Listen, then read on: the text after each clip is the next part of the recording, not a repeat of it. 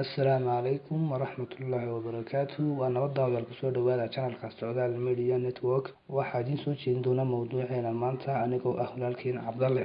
Daawadayaal waxaan ku guda jirnaa mowduuceenii aynu ugu magac darnay sidee Canada lagu tagaa. Aynu kaga hadlaynay qaababka iyo waddooyinka ugu sahlan ee Canada lagu tago.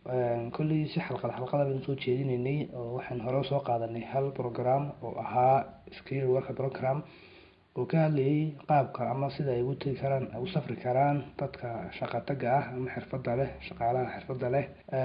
Maanta waxaan dul istaagi doonaa qodobkii labaad oo ama programkii labaad oo ah Group 5 la yiraahdo. Group 5 sida ka muuqata magaciisa wuxuu ka kooban yahay 5 qof ayuu ka kooban yahay. Marka programka waa ka ugu badan ee lagu aado waddanka Canada waxaana loogu talagalay dadka jooga Canada jaaliyadaha ah ama qoysaska inay ku soo kaxeeyaan ama ay ku keenaan waddanka Canada dadkooda kale ee ku harsan waddankii jooga inay ku keenaan. Waana run ahaantii mowduuc ama barnaamij aad u sahlan sida lagu buuxinayo shuruudihiisuba. Haddii aynu iska bilowno shuruudihiisa iyo qaabka loo marayo, ugu horreyn horta waxaa loo baahan yahay 5 qof oo Canada jooga.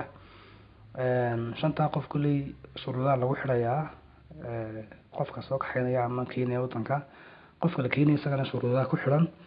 5 qof haddaynu ku horreyno waxaa laga doonayaa horta lambar 1 in ay isku waddan ka soo jeedaan, tusaale ahaan Soomaaliya ka wada yimaadeen ama Syria ka wada yimaadeen ama Ciraaq ka yimaadeen, in adigu isku waddan yihiin. Qofka ay keenayaana uu la waddan yahay oona qof ka duwan aanu ahayn, waa lambar 1. Lambar 2 in ay bilaadan yihiin, haddii ay iyaga laftooda ay la haagsanayn oo dambiilayaal yihiin cidi ka dhageysan mayso, marka waa inay beri ka yihiin ama ayna dambiilayaal ahayn.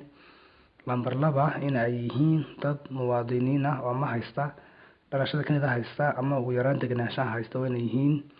Lambar 3 waa in ay ugu yaraan 3 ka mid shaqeeyaan. 5 qof ka mid waa inay shaqeeyaan si ay qofka ay keenayaan u kafaalo qaadaan. Haddii 5 shaqeeyaan waa okay, laakiin ugu yaraan waxaa looga baahan yahay 3 ka mid in ay shaqeeyaan, shaqo rasmi ah haystaan. Dowladda kolley way refer gareynaysaa ama way raacaysaa 5 qofba inay sax yihiin oo magaranaysaa kuwii loogu talagalay inay qofka inay eligible ku yihiin ama ay macquul tahay oo shaqadooda waa la hubinayaa kolley waa la refer gareynayaa. Dhaqaalaha ay helayaan dhaqaalaha ay haystaan 5 qof ama inconkoodu waa inuu ka sareeyaa sanadkii $25,000. Marka inahaas kolley ugu muhiimsan shuruudaha laga doonayo 5 qof. Adigu si beli way soo urursanayaan 5 qof ay isku qoys ha ahaadaan ama ayna ahaanin, 5 qof oo asxaab ha ahaadaan ama 5 qof oo isku soo urursaday ha ahaadaan, 5 qof oo isku waddan ka yimid baa laga doonaya inay ahaadaan. Marka 5 qof haddii uu qofku heli karayo magaranaysaa waa u dhammayn karayaan, si fudud bayna ku geyn karayaan. Marka kolley inahaas ugu muhiimsan shuruudaha laga rabo 5 qof. Haddii aynu u nimaadno qofka la keenayo isaga waxaas laga rabo, waxaa laga rabaa lambar 1 inuu yahay isagoo qofka qaxoontiga ka diiwaan gashan oo loo aqoonsan yahay oo card ama document waxaas haysta oo qaxoontinimo ah. Lambar 2 inuu ka baxsan yahay waddanka, tusaale ahaan qofka Soomaaliga inuu ka baxsan yahay waddanka, tusaale ahaan kale Itoobiya jooga ama Turki jooga ama meel ka baxsan waddanka inuu joogo weeyaan. Labada qodob baa laga doonayaa qofka la keenayo, waa inuu qaxoontiga qoyska haysto oo ka diiwaan gashan yahay iyo inuu waddanka ka maqan yahay oo waddanka ama ka qaxay ama hawlo kale uga tagay marka uu waddanka dibadiisa joogo. Marka kolley inahaas ugu muhiimsan. Group 5 waad ku qori kartaa website-yada Google garin karaysaa. Marka kolley iyadoo faahfaahsan waad arkaysaa shuruudaha iyo waxyaabaha dheeraadka ah ka raadin karaysaa.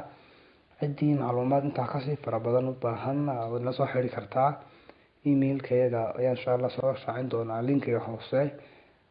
Kolley waan sii wadi doonaa waxa ku jira waxaan soo wadnaa barnaamijyo kale sida qofka aqoon ama waxbarasho u tagaya uu ku tagi karo kale, qofka dalxiiska ah. Dhammaanba qaababka lagu tagi karo insha Allah waan ka hadli doonaa si aad ula socotid. Ugu horreyn waxaa laga codsanayaa inaad ku soo biirtid channelka oo subscribe saartid, like saartid, siina share gareysid. Wabillahi tawfiiq. Assalaamu calaykum waraxmatullaahi wabarakaatuh.